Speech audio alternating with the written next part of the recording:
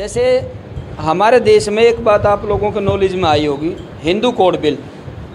Hindu code bill जो लागू हुआ है, हमारे संविधान में जो बातें दी गई हैं, बाबा साहब अम्बेडकर के समय में हिंदू कोड बिल लागू नहीं हुआ था।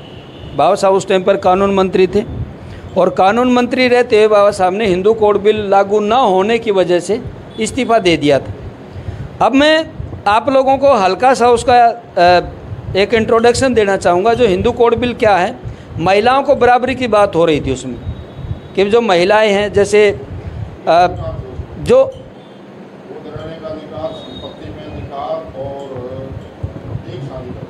हाँ, उसमें क्या है कि जैसे महिलाओं को जो अधिकार नहीं थे पहले, उन अधिकारों की बाबा साहब ने लड़ाई लड़ी। जैसे अगर हम एग्जाम्पल की बात करें, जो हमारे जो देश के ग्रंथ हैं उसमें एक बात अक्सर से एक छोटी सी बात बताई गई है कि जो महिला है, अगर बच्ची है तो माँ बाप पे डिपेंड रहेगी, अगर वो बड़ी हो जाती है, शादी हो जाती है, तो फिर वो अपने पति पे डिपेंड रहेगी, और जब वो बुजुर्ग हो जाती है तो बच्चों के ऊपर डिपेंड रहेगी। मतलब वो स्वतंत्र नहीं है। और दूसरी बात क्या होगी, उसकी माँ की, पिता की या भाई की कोई संपत्ति, उसमें कोई अधिकार नहीं है। एग्जाम्पल के लिए अगर हम आज बात करें, क्या हिंदू कोड बिल लागू है? हमारे डिस्कस हुई भाई घनश्याम से, क्या हिंदू कोड बिल लागू? आप मानते हैं इस चीज़ को? कैसे लागू नहीं है? जैसे आपके घर में आपके पास संपत्ति है, मान लिया 10 एकड़ ज़मीन है, और आपके 2 भाई हैं, 2 बहन हैं, या 3 भाई है, 3 बहन है, या 1 भाई 1 बहन है, तो अगर 2 घर में मेंबर हैं, 1 बहन 1 भाई है, तो दोनों को 5-5 एकड़ ज़मीन मिलेगी। सिद्धांत तो ये कहता है। लेकिन अब क्या हो रहा है कि वो सारी संपत्ति भाई के पास है। जब बहन आती है, रक्षाबंधन पे आएगी या किसी भी त्योहार पे आएगी, सिद्धांत ये बात कहता है। सिद्धांत तो ये कहता है कि भाई को 5 एकड़ जमीन, 10 एकड़ जमीन मिलेगी और बहन को जमीन नहीं मिलेगी। जो भारत का सिद्धांत कह रहा है, भारत का सिद्धांत नहीं, हिंदू कोड बिल की बात हो रही है। कानून ये कहता है कि दोनों को बराबर का अधिकार मिलना चाहिए। हिंदू कोड बिल जो कह रहा है, भारत का कानून, मैं उसकी बात कर रहा हूँ। उन सिद्धांत पर नहीं, हम अपने सिद्धांत की बात करें। वो सिद्धांत ये कहता है कि दोनों को बराबर मिलना चाहिए। लेकिन आज हमारे घर में जैसे बहन आएगी तो हम क्या करते हैं, उसको 100 रुपये का सूट दे देते, 2-4 रुपये और उसको दे करके 1000-1500 रुपये खर्च करके और हम उसको विदा कर देते। ये इमोशनल ब्लैकमेल है। क्या है ये? इमोशनल ब्लैकमेल है। तो क्या हिंदू कोड भी लागू हो गया? ठीक इसी प्रकार जो ये यूसीसी का मुद्दा है, हम इस पे इसी तरीके से आप भी थोड़ा समझने की कोशिश करो। किसी भी साथी के पास कोई इसके बारे में कोई जानकारी है तो चर्चा कर सकता है। तो आप इसको समान नागरिक संहिता को कहाँ देखना चाहते हैं, कहाँ देख रहे हैं? बहुत बहुत साधुवाद जागो और जगाओ टीम को। आज जो पूरे देश के अंदर समान नागरिकता अधिकार की जो बात हो रही है, मैं सतपीर बौद्ध भारतीय बौद्ध महासभा प्रदेश अध्यक्ष अजय बौद्धिस्ट समाज का रिप्रेजेंट करते हुए सरकार की जो समान नागरिकता अधिनियम जो लेके आई है, ये समान नागरिकता अधिनियम जो है, ये सभी धर्मों के लिए असमानता पैदा कर रहा है। ये किसी को समान अधिकार देने की बात नहीं की जा रही। सबसे पहली बात ये आती है कि भारत के अंदर 7 धर्म बने हुए हैं और 7 धर्मों में हिंदू और मुस्लिम, सिख, इन जो 3 जो धर्म हैं, इनके अपने पर्सनल लॉ बने हुए हैं। लेकिन बौद्धों का पर्सनल लॉ नहीं है, जिसके लिए हम लोगों ने 2016 से भारत सरकार से अपील की और सुप्रीम कोर्ट ने भारत सरकार को डायरेक्शन दी कि बौद्धों का अपना पर्सनल लॉ बनाया जाए। अगर बौद्धों का पर्सनल लॉ नहीं होगा तो समान नागरिकता की बात तो वैसे ही ख़त्म होगी। तो सबसे पहले तो हम सरकार से ये मांग करेंगे कि समान नागरिकता अधिकार जो अधिनियम लेके आ रही है सरकार, वो हमारा जो पर्सनल लॉ है वो पर्सनल लॉ बनाए, उसके बाद वो समान नागरिकता अधिकार की बात करें। दूसरी बात ये है कि सरकार ने जो अधिनियम लाया, क्या वो अधिनियम उसी एक्ट के अकॉर्डिंग क्या सभी धर्मों पे लागू होंगे? क्या वो हिंदू धर्म में हो रही शादियाँ, जैसे कि उनके हिंदू विधान में है कि कोई भी लड़का लड़की किसी मंदिर में जा कर के मंगलसूत्र पहना करके, माला पहना करके, फूल माला पहना करके, सिंदूर लगा करके शादी कर लेती है, तो क्या इसी आधार पर अन्य धर्मों की जो शादियां होती हैं उनको स्वीकार करेंगे या उनको नकारा जाएगा? अगर वो अपने हिंदू धर्म में भी शादियां हो रही संस्कृति के अनुसार, हिंदू संस्कृति के अनुसार हो रही शादियों को अगर वो डिनाई करती है और सभी को समान नागरिकता अधिकार के अकॉर्डिंग वो सामान्य दर्जा देती है कि सभी धर्मों की शादियां एक ही तरह से मान्य होगी कि उनको कानूनन उनको रजिस्टर करना होगा। तो इस अधिकार को पूरे देश के अंदर लागू कर देना चाहिए। दूसरे धर्मों की जो संस्कृति है, अभी देखा जा रहा है पूरे भारतवर्ष के अंदर कि सिर्फ एक ही धर्म को तवज्जो दी जा रही है। महाकुंभ लगा, महाकुंभ में करोड़ों रुपए का जो फंड है वो हिंदू धर्म को प्रमोट करने के लिए वहाँ दिया गया, उनकी सिक्योरिटी के लिए खर्चा किया गया। हरियाणा गवर्नमेंट के अंदर गीता महोत्सव के नाम पर हरियाणा सरकार द्वारा लाखों करोड़ों रुपए ख़त्म किए जा रहे हैं, गीता उत्सव के रूप में मनाए जा रहे हैं। ये इसी तरह से मैं आ रहा हूँ उसी बात पे, जो समान नागरिकता अधिकार है, नहीं इसमें सरकार नहीं बात करेगा तो समान नागरिकता बात कहाँ होगी उसमें? वो समान नागरिक अधिकारिता जो बात है, एक भारत के अंदर एक नागरिक अगर कोई रह रहा है तो वो किसी भी धर्म का हो, उसको समान अधिकार मिलना चाहिए। जब आप एक ही धर्म पर इतनी सारी चीज़ें कर रहे हैं तो जो मुस्लिम है, सिख है, पारसी, ईसाई, बौद्ध जो लोग हैं वो उनके अधिकारों का तो हनन हो रहा है यहाँ पे। तो उनके अधिकारों के लिए, उनके संरक्षण के लिए, उनके धार्मिक उत्सव को मनाने के लिए गवर्नमेंट को आगे आना चाहिए। तो इसका मतलब आपका ये कहना है कि अभी तक भारत में इंसान बराबर नहीं है? नहीं, बिल्कुल नहीं है।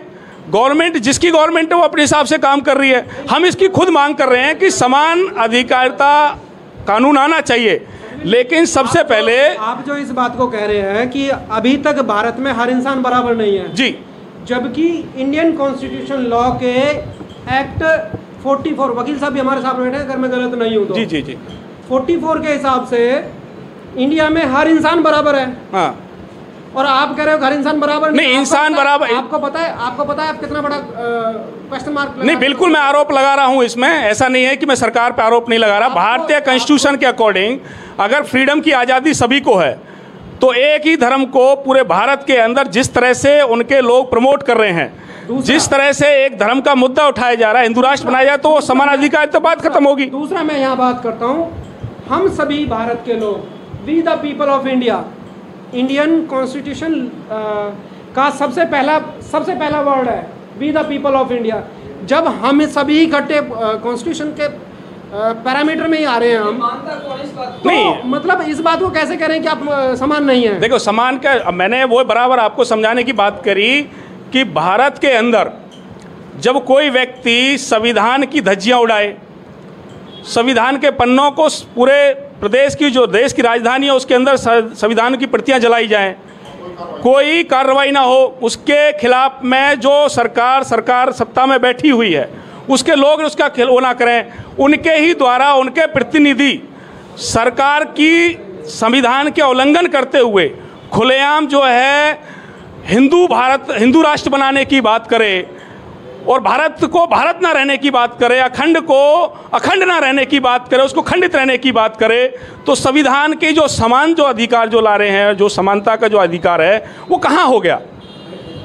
एक धर्म की ही तवज्जो देने के लिए, एक ही हिंदू राष्ट्र बनाने के लिए हम ये कहते हैं कि अगर आपको समान अधिकार चाहिए, समान नागरिकता अधिकार आप लाना चाहते हैं तो सबसे पहले अन्य धर्मों की भी उनकी संस्कृति और सभ्यता को आपको मानना पड़ेगा, उनको फ्रीडम देना पड़ेगा और उसके बाद में आपको समान अधिकार लाने की जरूरत ही नहीं है। ऐसा क्यों लगता है कि जो ये समान नागरिकता संहिता कानून सरकार लाने वाली है ये केवल हिंदू धर्म की व्यवस्था पर टिका हुआ है? आपको ऐसा क्यों लगता है? क्या सरकार की तरफ से ये कहा गया है कि जो ये समान नागरिकता संहिता कानून लाया जाएगा ये हिंदू धर्म की जो व्यवस्था है उसके अकॉर्डिंग लागू किया जाएगा? देखो, इसका एक सीधा सा एग्जाम्पल है कि सरकार ने अभी अपने कोई पत्ते नहीं खोले।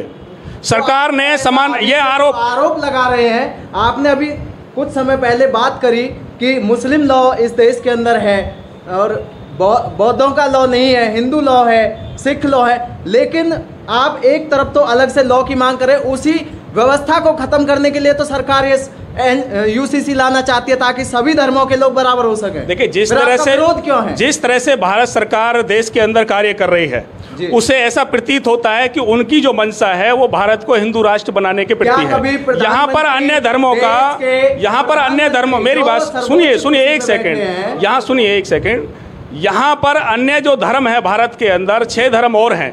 भारत के धर्मों के जो लोग हैं उनके धर्म जो गुरु हैं क्या उनके साथ में भारत सरकार ने एक संगति बिठाई? क्या उनके साथ में विचार विमर्श किया? अपनी ही सरकार से अपने ही 4 नुमाइंदों को आचार संघ जो समान नागरिकता अधिकार है उसके लिए आप एक कमेटी बना दें और तमाम धर्मों को दरकिनार कर दें। तो इसके लिए तो सरकार ने तमाम प्रदेश की सरकारों से ये कहा है कि इस पे आप डिस्कस करें। नहीं, डिस्कस सरकार के खिलाफ कैसे करें जब आप सुनने को तैयार नहीं है? सरकार कह रही है कि इसकी जरूरत ही नहीं है। बाबा साहब डॉक्टर अंबेडकर ने, एक सेकेंड, बाबा साहब डॉक्टर अंबेडकर ने भारतीय कॉन्स्टिट्यूशन में प्रत्येक नागरिक, प्रत्येक धर्म के व्यक्ति को पूर्ण तरह से अधिकार दे दिया, समान नागरिकता अधिकार उनको दे दिया, अपनी संस्कृति को डेवलपमेंट करने का अधिकार दे दिया, एजुकेशन का राइट्स उनको दे दिए, अपना उनको वो फ्रीडम दे दिया कि वो अपनी शादी विवाह, अपने संस्कार, अपने जो धर्म को बढ़ाने की उन्नति के लिए, उनके धार्मिक स्थल बनने के लिए वो सारे राइट्स बाबा साहब ने कॉन्स्टिट्यूशन के द्वारा दे दिए। तो आज भारत को समान नागरिकता अधिकार की जरूरत क्या है? आज जब एक धर्म की महिला को सिर्फ एक पति रखने का अधिकार है लेकिन दूसरे धर्म के व्यक्ति को 4-4 औरतें रखने का अधिकार है, क्या ये महिलाओं के साथ भेदभाव नहीं है? क्या इसमें बराबरी नहीं होनी चाहिए? नहीं तो बराबरी, आप अगर देखो एक किसी धर्म को टारगेट बना रहे हैं, आपकी संस्कृति में इस तरह के बहुत सारे विवाद हैं, सरकार अगर इस तरह की वो रखती है तो उनकी जो चीज़ें हैं उनके साथ में डिबेट, उनके लोगों को बुलाए, धार्मिक उनकी जो चीज़ें हैं या उनके जो प्रतिनिधि हैं, उनका जो बोर्ड ऑफ लॉ बना हुआ है उसको बुलाएं, उनके साथ में मीटिंग करें।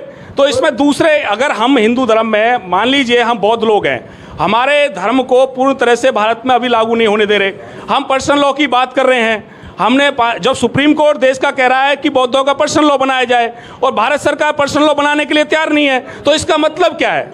इसका मतलब ये हनन कर रही है भारत सरकार, ठीक है ना? तो मेरा कहने का यही मतलब है कि सरकार को, भारत सरकार को सारे धर्मों के जो कानून, जो लोग हैं, जानकार लोग हैं या धार्मिक जो लोग हैं, जानकार लोग हैं, उन सबको बिठा करके एक पहले मसौदा तैयार करना चाहिए और मसौदे को तैयार करके पूरे भारत के अंदर जो है ना उसको सर्कुलेट करना चाहिए। ऐसे जैसे गवर्नमेंट ने राय देने की जो बात करी है ये एक तरफा वो है, भारत सरकार अपनी इंटेंशन किसी को बताना नहीं चाह रही, वो क्या करना चाह रही है। और ये 2024 का जो मुद्दा है, मेन जो गवर्नमेंट का जो फोकस है वो अलग, जो बेरोजगारी की समस्या, महंगाई की जो समस्या है, जो धार्मिक जो भेदभाव जो लोगों के अंदर हो रहा है, जातिगत जो शोषण राज्यों के अंदर, देश के अंदर हो रहा है, उसको कहीं ना कहीं दबाने के लिए भारत सरकार की चाल है। इसलिए 2024 में इस मुद्दे को लेकर वो जीतना चाहती है, आना चाहती है। मैं साधुवाद देता हूँ। बहुत बहुत धन्यवाद।